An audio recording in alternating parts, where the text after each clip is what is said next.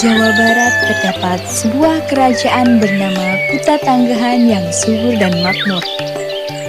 Kerajaan tersebut dipimpin oleh seorang prabu yang bijaksana bernama Prabu Suwartalaya dan memiliki istri yang cantik jelita bernama Ratu Purbamana. Prabu dan Ratu sangat dekat dengan rakyatnya, sehingga keadaan sekitar menjadi menyenangkan dan tentram. Walaupun terlihat bahagia, raja dan istrinya masih belum dikaruniai anak, sehingga membuat pasangan suami istri itu merasa murung setiap hari.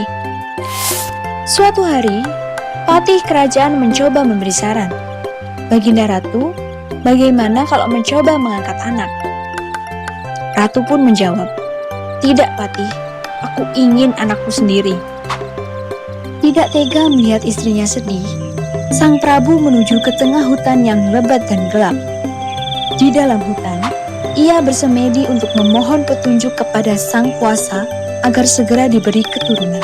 Setelah menanti, akhirnya keinginan sang Prabu dan istrinya terkabul. Sang Ratu pun mulai mengandung, dan seluruh rakyat ikut merasa senang mendengar kabar bahagia itu.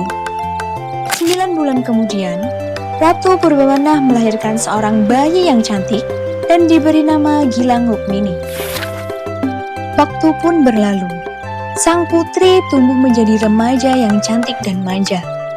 Mengingat ia adalah anak satu-satunya, sang Prabu selalu menuruti keinginan anaknya.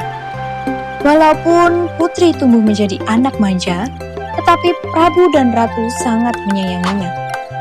Beberapa tahun kemudian, sang patih mengumumkan bahwa putri sebentar lagi akan berumur 17 tahun.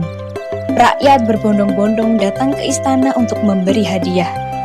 Prabu menyimpan hadiah-hadiah itu di sebuah ruangan istana, dan sewaktu-waktu ia bisa menggunakannya untuk kepentingan rakyat. Prabu hanya mengambil beberapa permata. "Permata yang bagus ya, istriku." "Iya benar, indah sekali Kakanda. Pasti bagus jika dijadikan kalung." Prabu pun membawa beberapa permata itu ke sebuah pengrajin perhiasan. "Tolong buatkan kalung ini dari beberapa batu permata ini."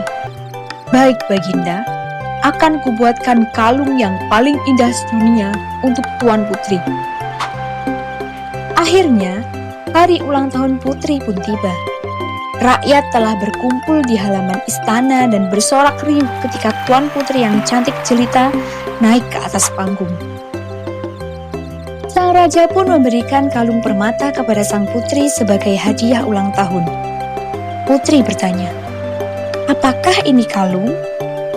"Iya nak, kalung ini adalah kalung pemberian dari orang-orang seluruh penjuru negeri karena mereka sangat menyayangimu. Sangat indah bukan?"